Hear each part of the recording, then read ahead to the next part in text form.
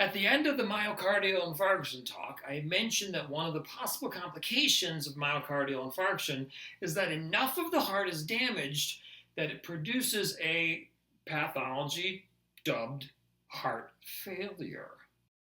I should tell you right now, that's not the only road a patient can go down to end up at the city of heart failure. It's one, it's not all of them. In fact, just having uncontrolled high blood pressure can cause the heart to work harder and harder and harder over many years until it just becomes a big, weak, floppy muscle. Those patients get heart failure.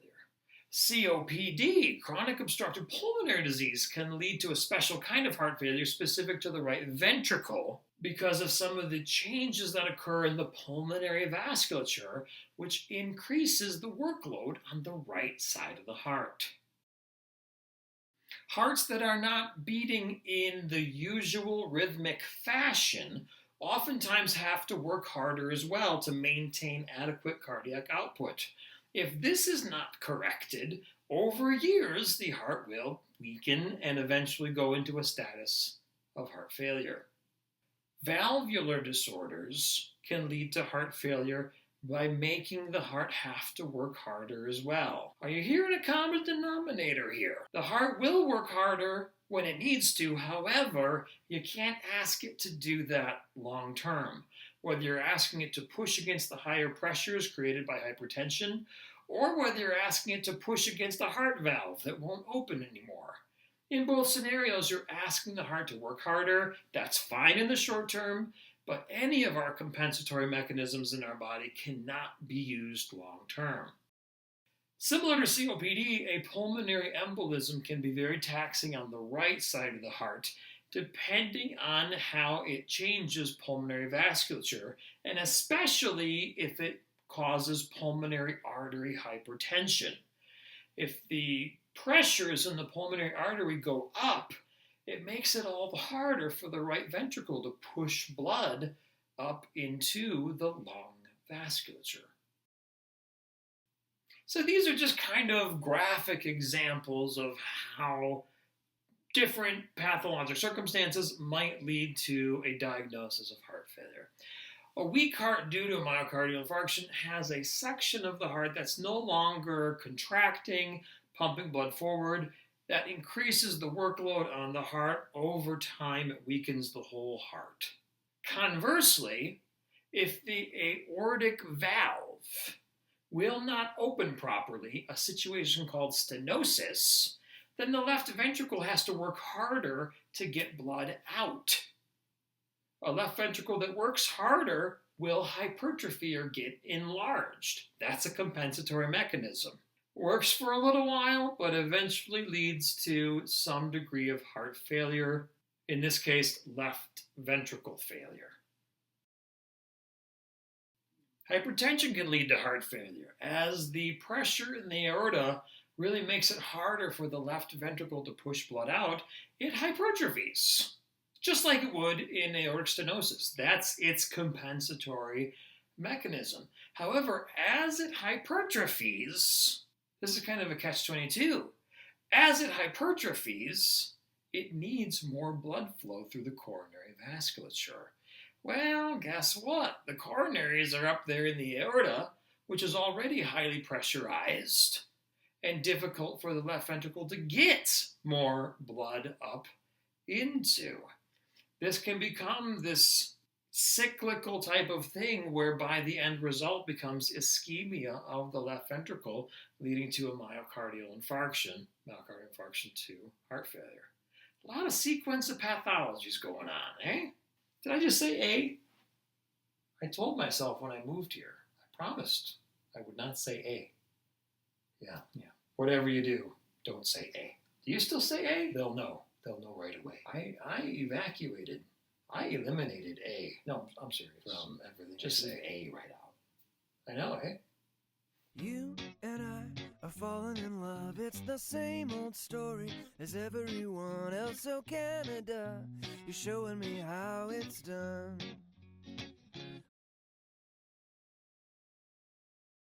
So let's go a little bit deeper into heart failure. You should know that heart failure can exist as systolic or diastolic dysfunction.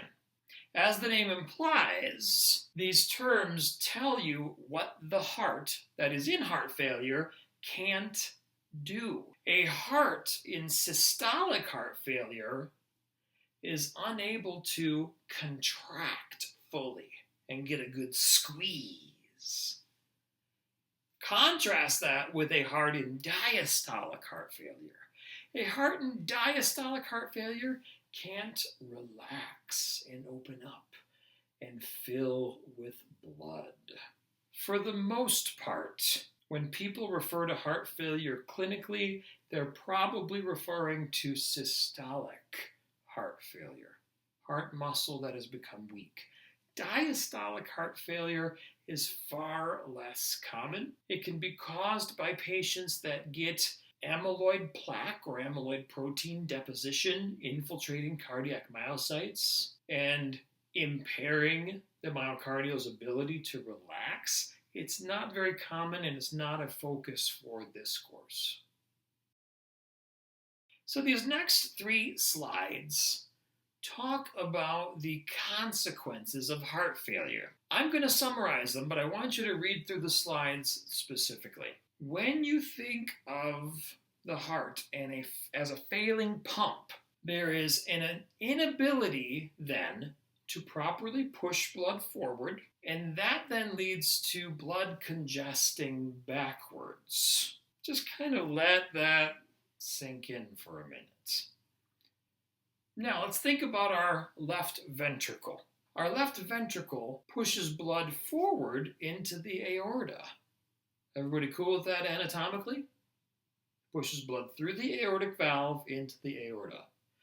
A left ventricle in failure can no longer push blood adequately into the aorta, so blood congests backward into the left atrium and then further backward into the pulmonary vasculature.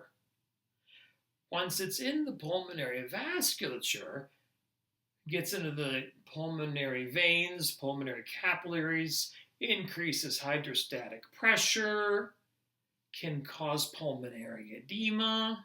The result of the forward effects of left ventricle failure are decreased perfusion or blood flow to all the organs of the body. The backward effects are congestion into the lungs. And in severe cases, even back to the right side of the heart. But let's keep it simple. Into the lungs. This is why patients with left ventricle heart failure experience symptoms related to pulmonary complications, such as dyspnea, a cough. When you listen to their lungs, it sounds as if there's fluid in there, a term called crackles.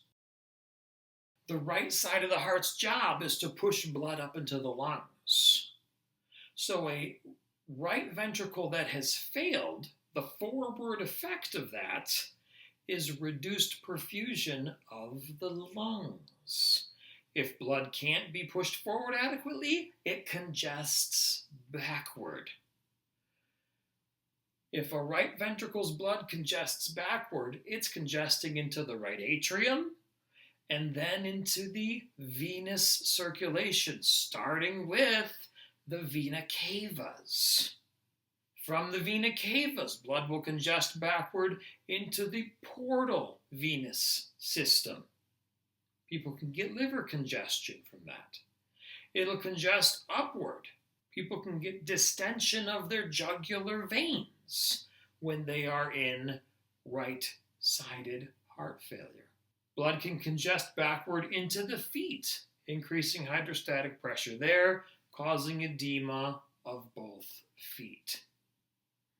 Now, portal venous congestion specifically can actually go one step further to have fluid then accrue in the abdominal cavity. And the clinical term for this is ascites, something we'll talk about a lot when we focus on liver diseases during GI week. Lastly, I just want to mention a clinical term that is still in widespread use.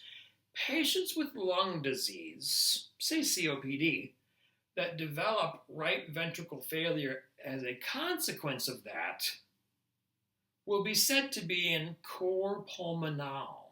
Some people say cor pulmonale. I learned it without the A. Did I say A again?